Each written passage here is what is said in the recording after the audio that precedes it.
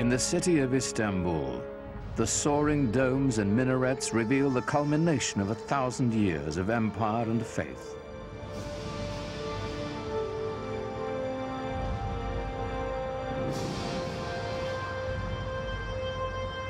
Here in the 16th century, Islam would be transformed into a world power, ambitious and imperial.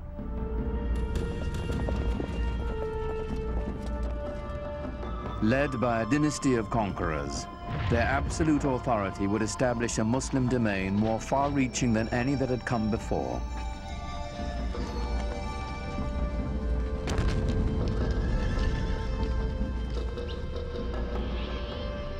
They would take their empire to the very gates of Europe, inspired by their greatest leader, Sulaymán the Magnificent.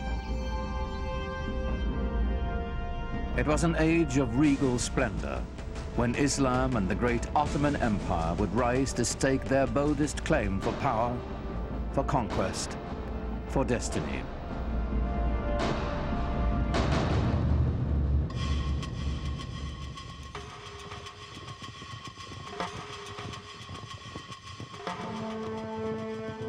The Ottoman Turks began as a nomadic people from the steppe beyond the Aral Sea.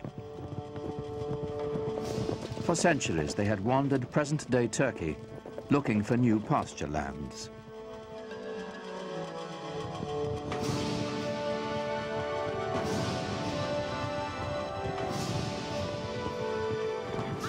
Muslim sultans had enlisted them as mercenaries to fight off the Mongol hordes. But in the upheaval following the Mongol invasion, the Turks began to stake out their own territorial claims. From their ranks emerged a warlord of legendary ambition. His name was Osman Bey. It's said that Osman had a miraculous dream of a magical tree whose many branches foretold his siring a powerful lineage. One wonders how much of it is truth, how much of it is legend. It makes a lovely story. And miracles are always more easy to digest than reality. I don't think he realized that he was setting up such a fantastic dynasty, a dynasty that was to rule the crucial link between 3 continents. The followers of Osman became known as Ottomans. They considered themselves warriors for the faith, or Ghazis, whose destiny was to bring Islam to the world. Ghazis were somewhat like freelancers who moved the empire forward, either for ideology, theology, or for the sake of pure conquest. They were probably very brave, never thought about themselves or any harm that could come to the group by going into dangerous conditions. But it made the Ottoman Empire almost fearless, going into regions that nobody had been there before. For the early Ottomans, the direction of expansion would always be to the west, for good reason. They could not expand to the east or to the south because those were controlled by their brothers, the Turkoman emirs, the Muslims, and a Muslim should not be fighting against a Muslim, so they said at the time. So the only place he could expand was towards the Christian territories westward. Osman's warriors moved to the north and west across the Anatolian plateau, into territory controlled by the traditional Christian power in the area, the aging Byzantine Empire. By Osman's time, the 1,000-year-old Byzantine Empire was reaching the end of its age, dwindling to an isolated stronghold in Eurasia.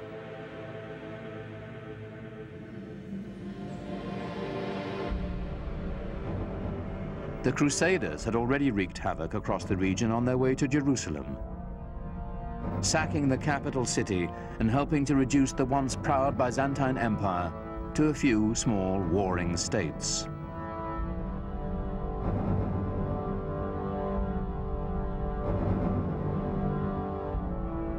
The Ottomans quickly overran these splintered Byzantine factions, uniting northwestern Anatolia into a single domain.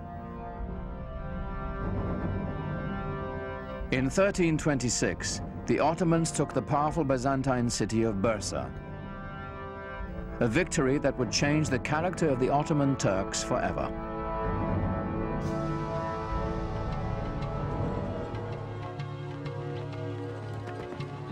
The most important part of Bursa was that it enabled Osman and his descendants to establish a seat of the government. The restless nomads of the steppe would settle down to build an empire. What we're witnessing is this huge demographic event. The movement of a whole civilization from a nomadic way of life to a settled way of life.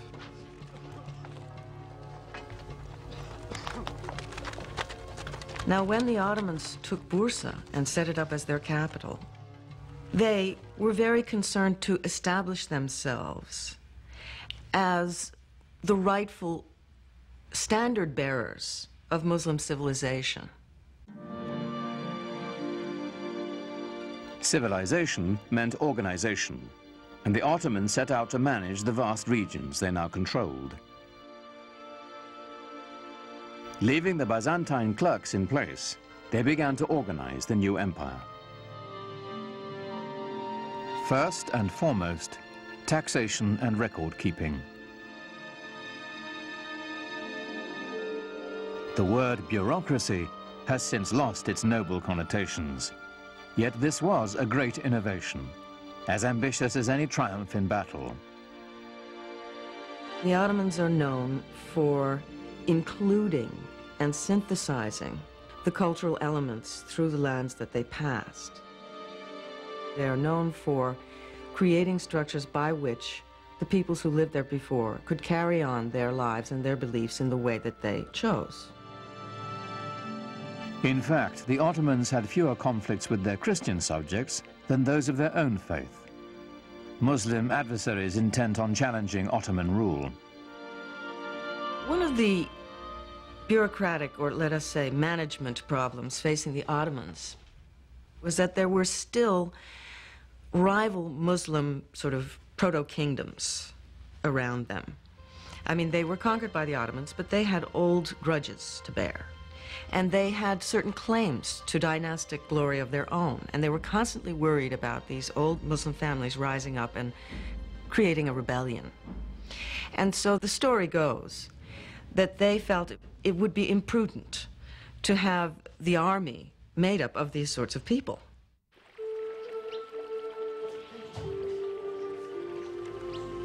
And so they wanted to recruit children who were not connected with any rival Muslim family. And so they went into the Balkans and they recruited primarily Christian children. This practice was called devshirme.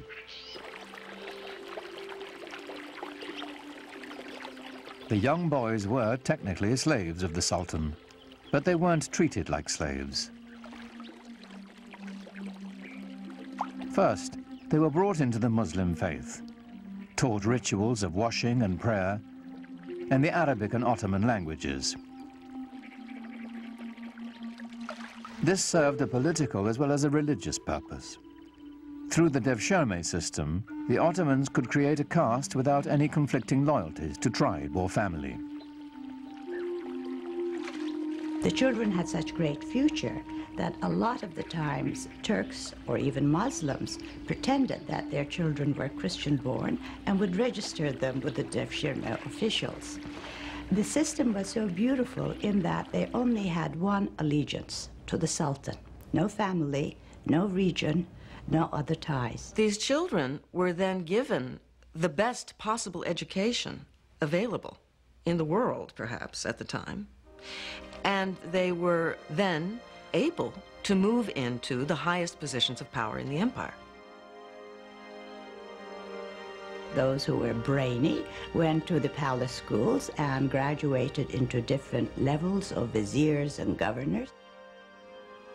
It even became grand viziers. Those who were brawny went to the Janissary Corps.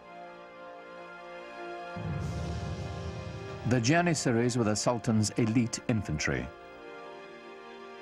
It was an army that would set the standard for centuries to come.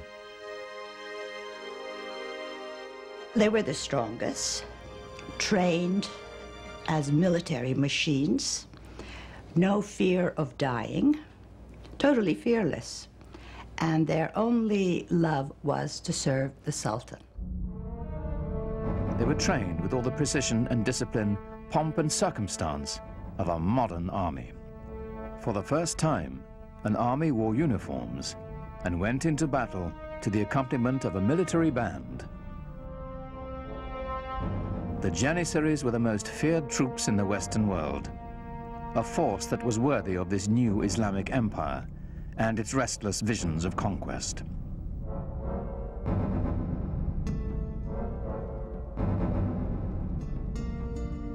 By the middle of the 15th century, the Ottoman Empire spread from present-day Turkey, known as Anatolia, deep into the Balkans, with one critical exception. It must have galled the Ottoman Sultan that with his domains now stretching all the way into Asia and far, far into Europe in the West, there remained right in the center of his domains the greatest prize of all, the capital city of Constantinople, the most powerful, the richest, the most magnetic city in the entire world, still in the hands of the dying but not yet dead Byzantine Empire.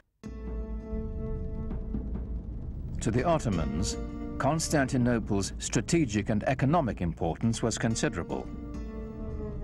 Its symbolic significance was even greater. It was the city. There was no other city. If you were going to rule that area, obviously you would rule it from that city.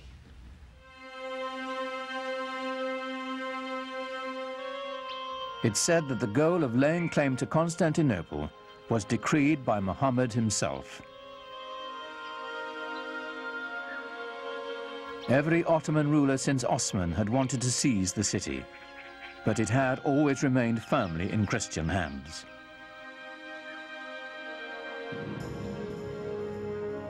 Then a sultan came to power whose dreams of conquest would not be denied. History would honor him as Mehmet, the conqueror. When he assumed the sultanate, he was only 12 years old, but he was already well versed in Ottoman politics. To remove any threat of competition for power, he had his half-brother strangled. The empire always meant everything, more so than the family.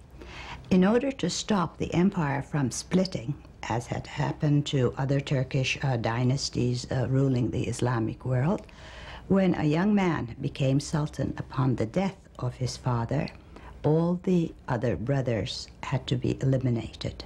This prevented segmentation of the empire. It may have been cruel, but it worked for the Ottomans. When on the death of his father, he finally then took over, it meant an enormous change in the policy and direction of the Ottoman Empire, in the direction of a much greater energy. Mehmet immediately set his sights on the one prize as grand as his ambitions. Mehmet had to conquer Constantinople. There was no other choice. Constantinople was sitting like a perfect gem or a perfect fruit waiting to be picked. By the middle of the 15th century, the city was a shadow of its former self. The population had plummeted from 400,000 to a mere 50,000. But a besieging army would still be at a tremendous disadvantage. Constantinople was surrounded on three sides by water and massively fortified. It was encircled by a triple ring of walls nearly 100 feet high and 30 feet thick. And they had already stood for 1,000 years. but Mehmed had an answer for these walls. And part of the military superiority of the Ottomans came from their sophisticated and diverse use of the possibilities of gunpowder.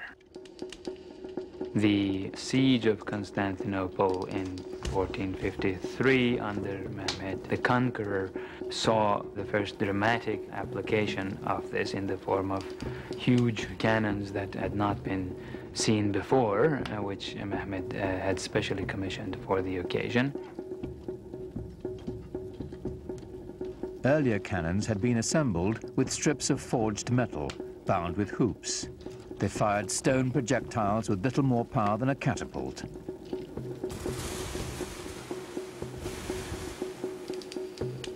A new breed of cannons could be cast of solid bronze and packed with enough gunpowder to propel metal cannonballs with staggering force.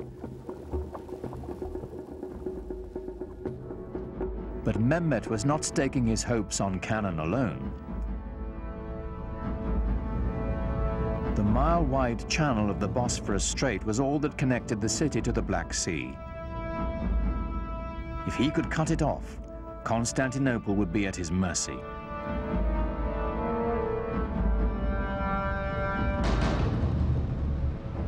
Mehmed needed to construct a strategically positioned fortress to close the strait.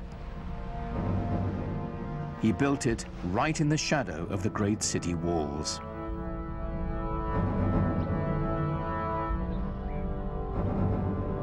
It took less than 4 months to build a massive 7-towered citadel called Rumeli Hisar.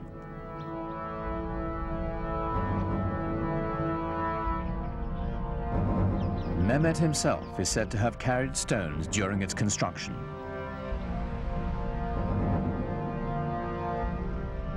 No sooner was it completed than he tightened his noose around the neck of the Bosphorus. The first ship to defy his orders to stop was sunk, its crew decapitated and its captain impaled on the castle walls.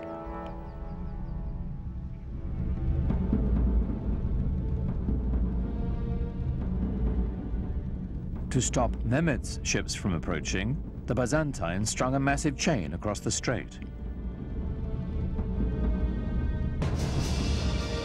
On April 22nd, 1453, the besieged city watched in horror as Mehmed's troops hoisted 70 of his ships ashore, sliding them over land on greased planks past the barrier chain.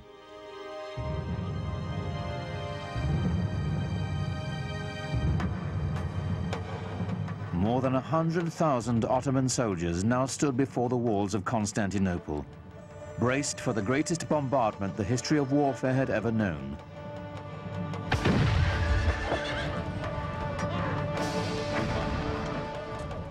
Under relentless fire, the city's 7,000 Christian defenders held out for nearly a month.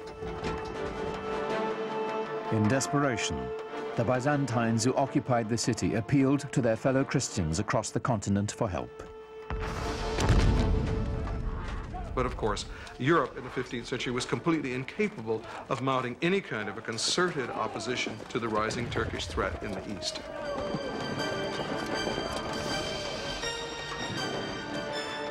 At that time, the kings of Europe had military and political problems of their own. Constantinople would have to fend for itself.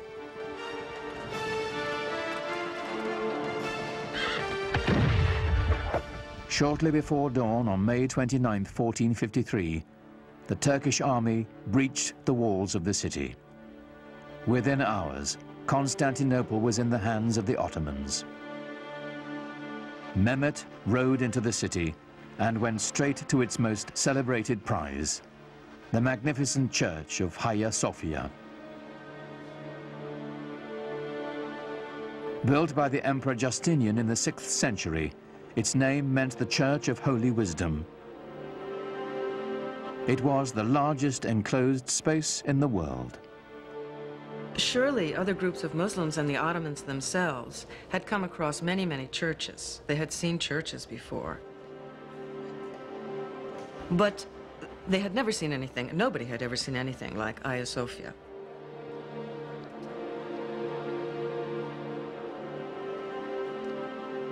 The Hagia Sophia, or Hagia Sophia as it's called in Turkish, was one of the marvels of architecture, marvels of the world. It had the largest and highest dome in history, and it was beautifully embellished with gold mosaics, and the space is incredible. For Mehmet, it was a great booty. Inside the church, a Turkish voice rose, proclaiming in Arabic the first pillar of Islam. There is no God but God. Muhammad is his messenger. The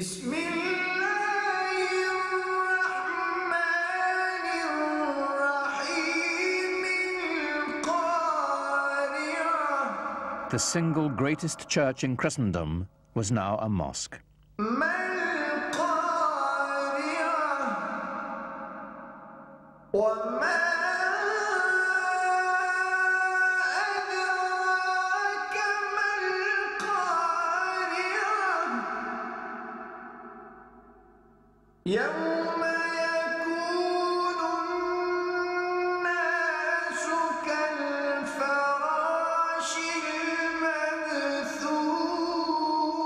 The Hagia Sophia became the inspiration for all Ottoman domed mosques to come. But none would ever match its size and scope, and it belonged to Mehmet the Conqueror.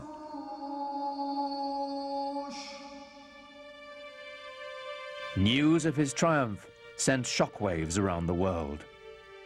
For Europeans, it was a concomitant disaster. Constantinople was, after all, the new Rome. It was Constantine's capital city. It was the symbol of Christian dominance in the East.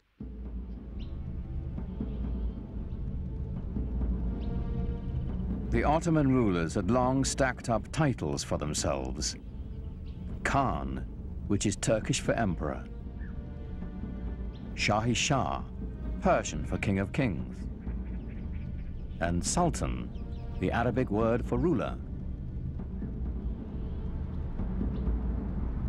But now, with all the former Byzantine Empire under their command, Mehmet and his successors claimed yet another title, Holy Roman Emperor. The Ottomans had reached the gates of the West and were poised to push on towards what they now claimed as their ultimate destiny, the conquest of Europe. That quest would fall to the most legendary Sultan of all. He was born at the beginning of the 10th century by the Muslim calendar, and he was the 10th Sultan descended from Osman. He was a child of destiny, whose greatness was expected. In the parlance of the day, he was the Sahib Quran, the universal ruler, the master of an auspicious conjunction, whose coming has been foretold, whose identity is confirmed astrologically.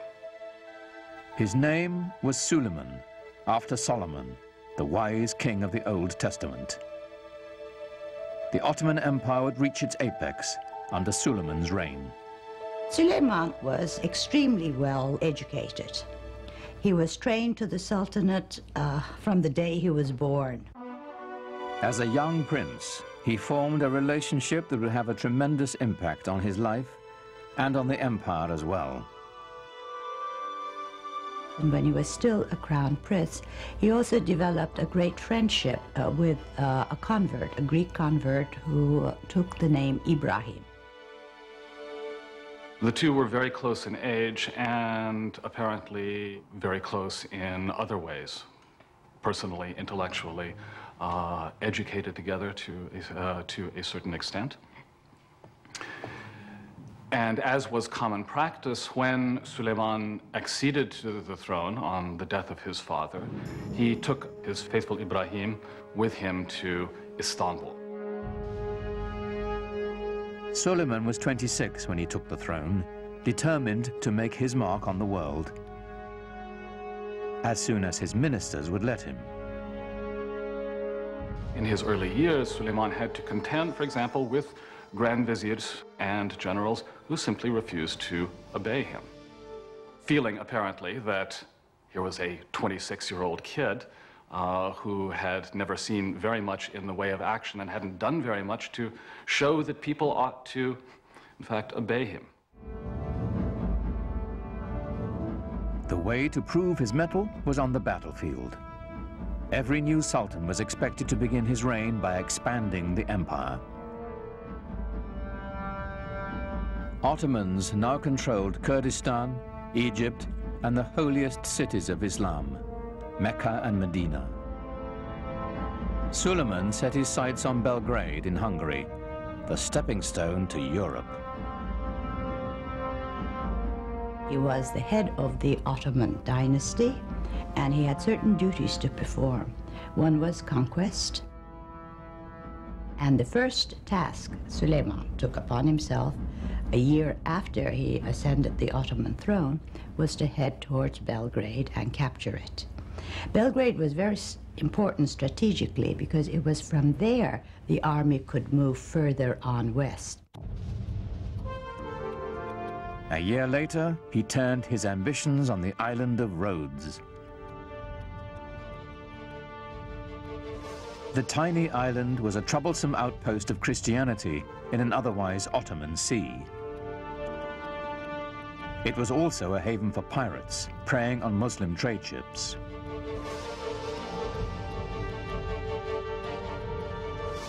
The 50,000 defenders of Rhodes manned one of the strongest forts in the world. Süleyman decided on a tactic other than relying on gunfire from his huge cannons. A new tactic, seldom used until that time. The Ottomans are the first major force to actually develop new ways of harnessing gunpowder to the cause of military expansion in creative ways. Ottoman sappers dug out a series of 50 tunnels near the base of the fort so they could mine its foundations.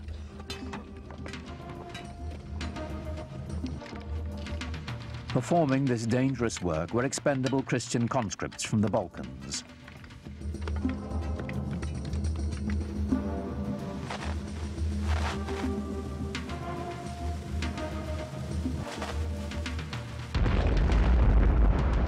The resulting explosion signaled a furious 6-hour Ottoman assault. But the Turks were beaten back. Then, after 145 days of siege, the exhausted Christian defenders finally negotiated a truce. The Ottomans had won.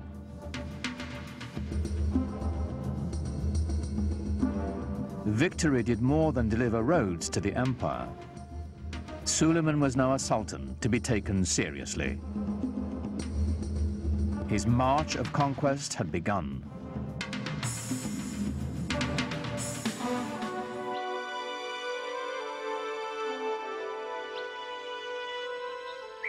Europe grew to fear the name of Süleyman. But within his own borders, he had another reputation. Islamic history remembers him as Kunan, the lawgiver. Ottomans were really bureaucrats in full sense of the word. They kept every single record, and in order to control the different peoples who participated in the world of the Ottomans, they had to have very carefully sorted out legal systems. Under Süleyman, a single legal system was defined for the sprawling empire. His laws would later become the basis of constitutions for several other nations. Well, Süleyman was the supreme monarch of the area. He was the center of the world.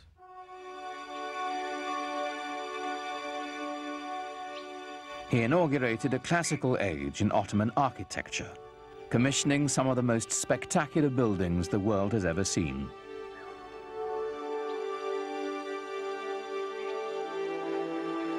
Süleyman was in a unique position of wealth and of consolidation, and he focused his attention on developing monumental architecture to commemorate his great dynasty and himself.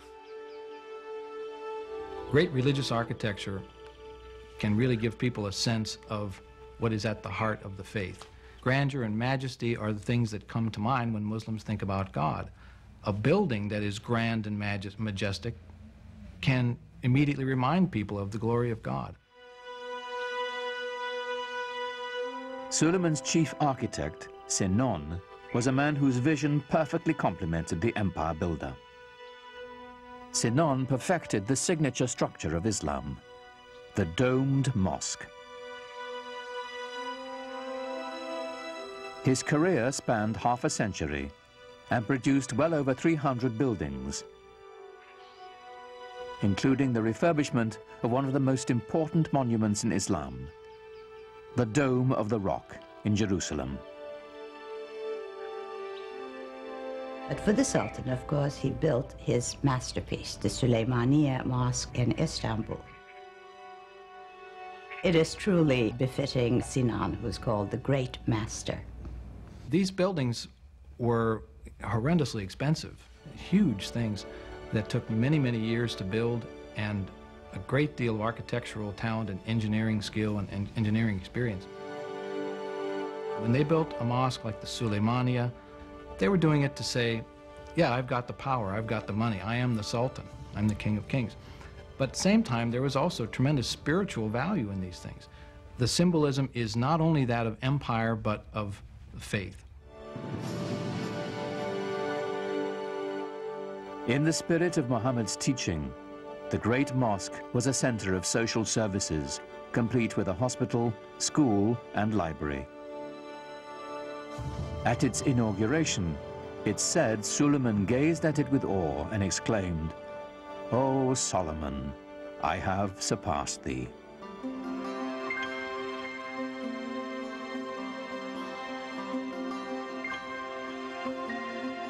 No less impressive was Suleiman's palace. Topkapi was both the seat of government and his private dwelling. Sulaymán was also a great patron of the arts. And since the empire was very rich, the best artisans were there. So everything started flourishing. The architecture or the arts of his period show the first golden age of the Ottoman world.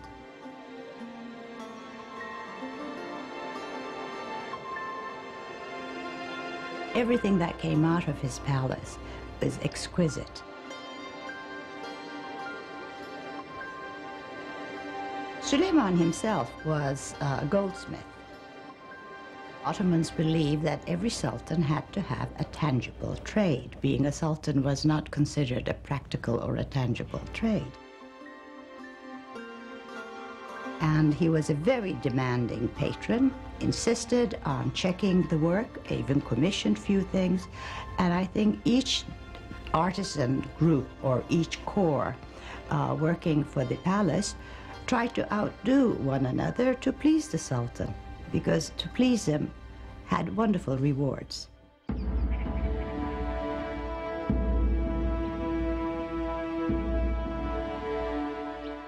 And the Ottomans, of course, exercised quite a lot of influence on the European imagination, and the royal and the political, if you will, ceremony and pomp of the Ottomans was such that it would have humbled any citizen of the known world then. This was arguably one of the greatest world empires, and European observers could not walk away without feeling of respect for the sheer power of the Ottomans. In public, Suleiman required that all those around him remain completely silent, while he made his wishes known with the slightest nod or gesture. It must have been a tremendously impressive sight to see the courtyard of the palace filled with some 6,000 or 7,000 janissaries and other functionaries, no one saying a word. What was going on here was the creation of a sovereignty so mysterious and yet so far-reaching as to be seen as nearly divine. As Süleyman's power grew, his lifelong friend Ibrahim rose in the court structure. And Ibrahim Pasha, who became a Pasha later on, became his devoted Grand Vizier. In fact, Ibrahim married his sister. So they were not only good friends, they were also related.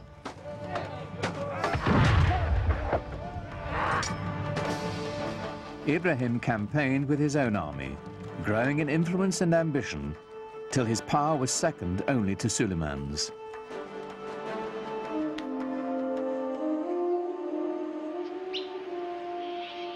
But for power and ambition, the secret world of the Sultan's harem had no equal.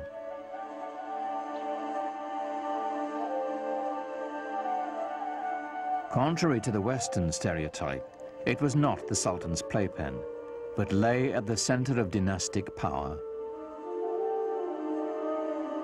The harem was the private quarters of the Sultan. We tend to think of the harem as where the women live, but what it means is the place where you're not on display. Home is what it means. Islam allowed the Sultan 4 wives and many concubines. It was a system designed to produce heirs, is what it was. When you look into the actual details of how these things were carried out, it was hardly anything terribly erotic. I mean, the Sultan did not have much choice in his selection of female companions. The Sultan was not in a position to look around and say, I want her, you know, because his mother would have a lot to say about it.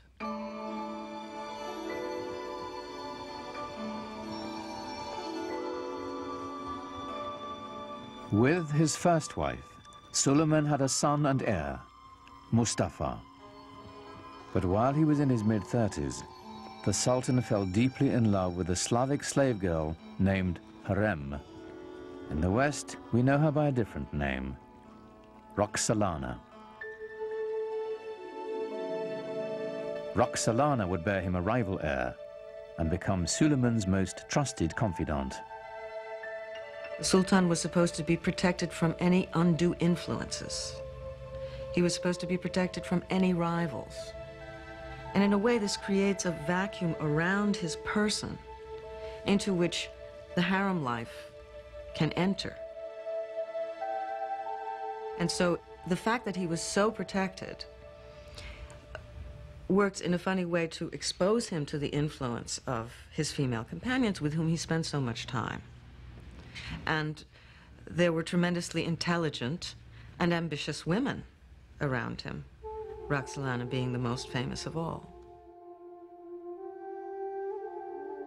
Süleyman is a complex character, a man that we know from his own life was capable of the tenderest emotions, both toward his male friends and especially toward the great love of his life, his wife Hürrem Sultan, and toward his family as well. He had a number of extremely talented sons on whom he lavished a great deal of affection.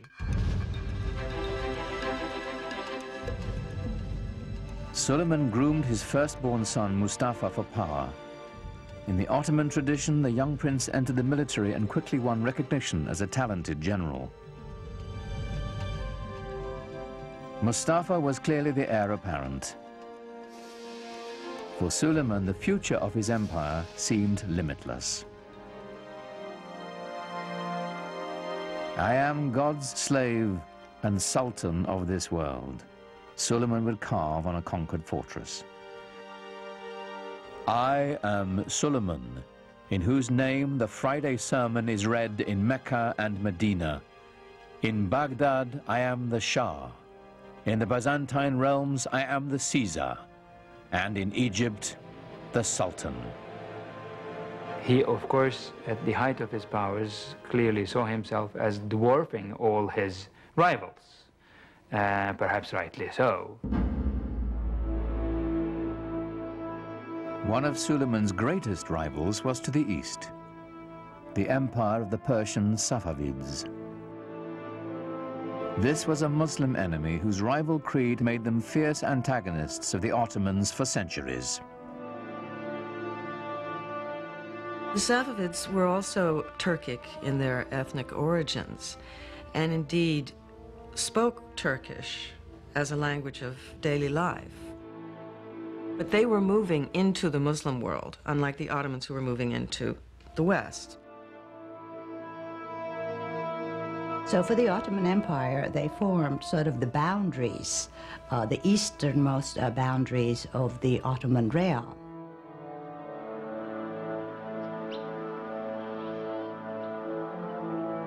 The Safavid dynasty was Shiite Muslims, bitter rivals to the Sunni Ottomans. According to the Shiites, a leader had to be designated by his predecessor and had to be of the family of Muhammad.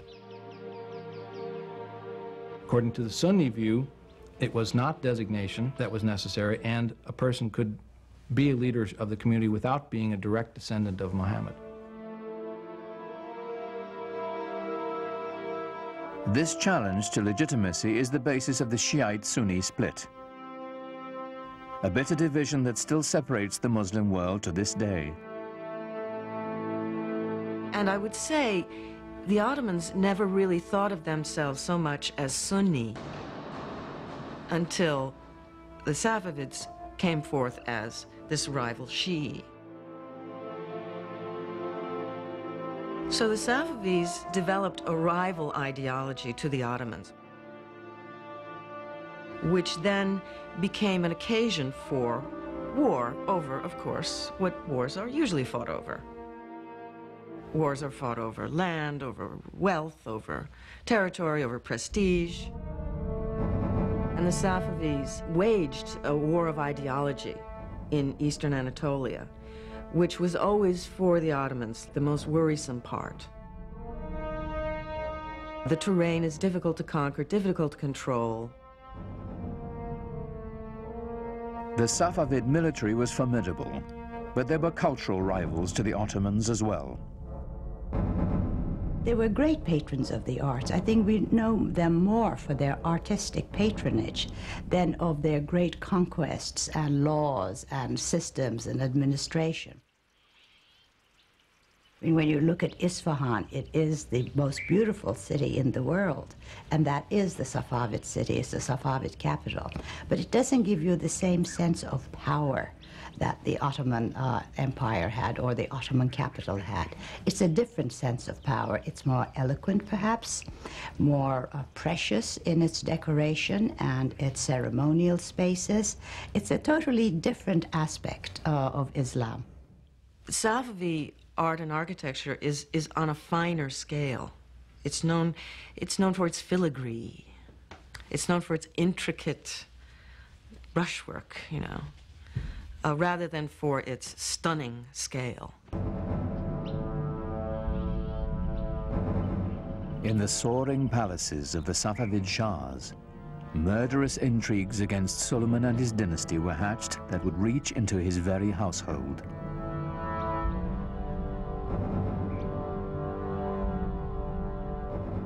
But Suleiman's eyes were on the west, where a fragmented and vulnerable Europe awaited his conquest. The Ottoman Empire encompassed everything from Egypt to Kurdistan, and he now had Hungary as well. But he had ambitions of going beyond that and actually bringing the larger portions of the world known to him, if not all of it, under his control. Suleiman's next step would be Vienna. Its conquest would drive a dagger into the heart of the European Habsburg Empire and open the way to the west. But as the heavily armed Ottomans set out for Vienna, the weather turned against them. The heavy cannon that had swept the Ottomans to victory after victory bogged down in the mud.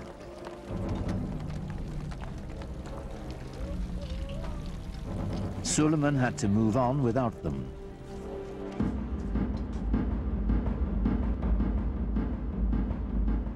With only light artillery, the Ottomans relentlessly shelled the city. But the smallest breach was ferociously defended. After a lengthy siege, with winter fast approaching, Süleyman withdrew his forces. He was not concerned. He was sure he would return soon enough. He never did. Süleyman's failure to take Vienna was pivotal for Europe. It was the first major defeat. After a long time, the Europeans had been losing and losing and losing. And this was the dawn of a new day for Europe. But Süleyman had little to fear from Europe.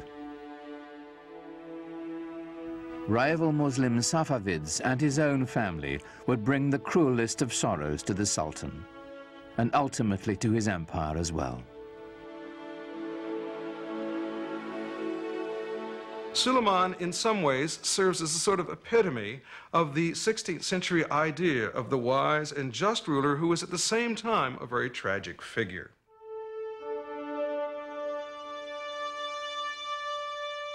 In the power-laden world of the Sultan's household, the intrigues never ceased.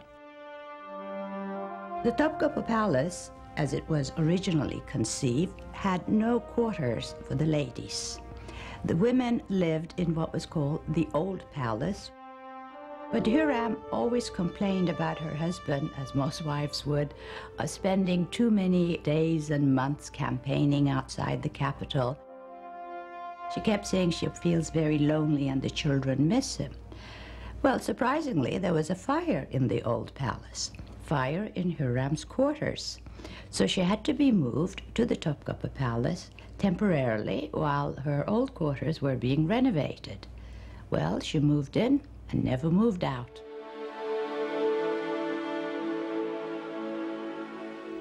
Now Hürrem was at the center of power, promoting her own son as heir apparent and immersing herself in a web of deadly gossip and suspicion.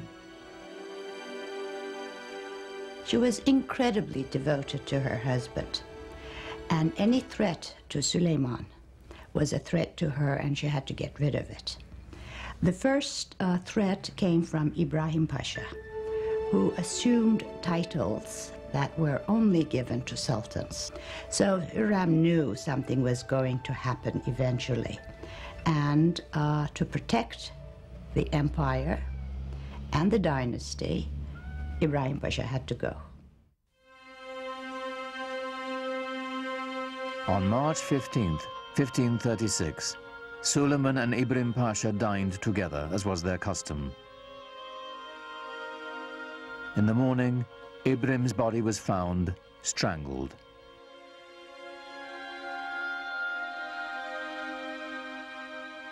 But Süleyman's desolation and loss had only begun.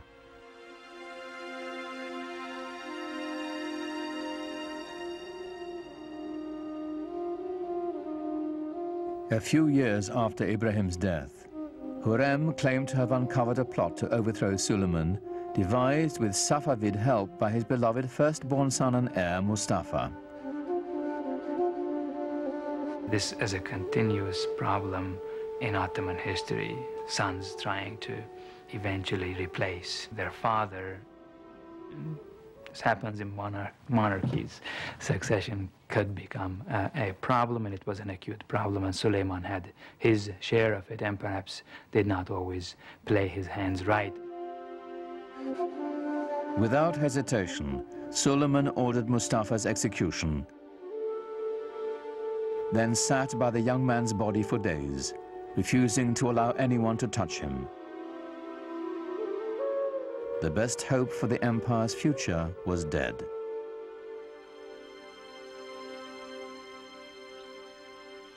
When Hürrem herself died the following year, Süleyman fell deeper into despair, finding solace in his poetry. Most of the poetry, I think, was written after he lost his wife, since he talks about the loneliness of being in office, that he has nobody left anymore, and he's dying to join her. Even if your reign on the imperial throne seems everlasting, don't be taken in. One day a hostile wind will blow, and bring to your land of beauty heaven's misfortune and deepest suffering. In all his loneliness, there was only one refuge for the Sultan whose power, like his sorrow, seemed limitless. He returned to the field of battle, to the work of conquest. He personally led 13 campaigns. The last one was at Szigetvar, which is in Hungary now. I think he knew that this was going to be his last campaign. He personally led it, knowing that he would not come back alive. In 1561, the man who had ruled the empire longer than any other died in his grand war pavilion, surrounded by his generals. He was 67. No Ottoman Sultan would ever achieve his greatness again.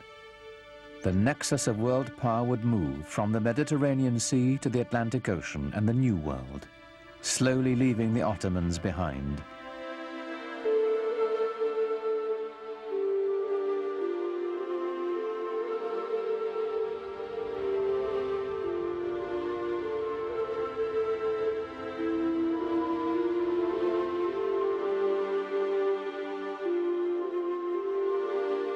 In Istanbul today, the Sufi dervishes still turn with the same prayerful pirouettes they danced in Süleyman's day.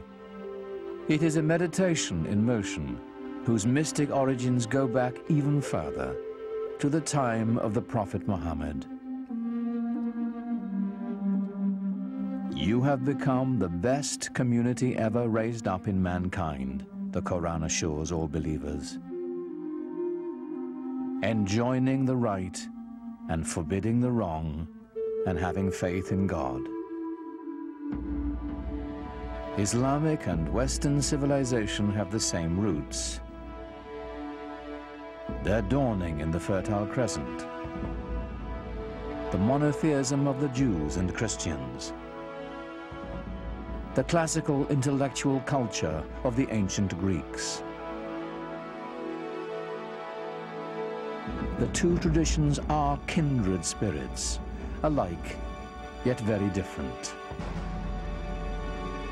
Islam's legacy is intertwined with the West's, and to the billions of Muslims who make it the second largest religion in the world, it is a living legacy. An elemental part of the great human venture that is world civilization.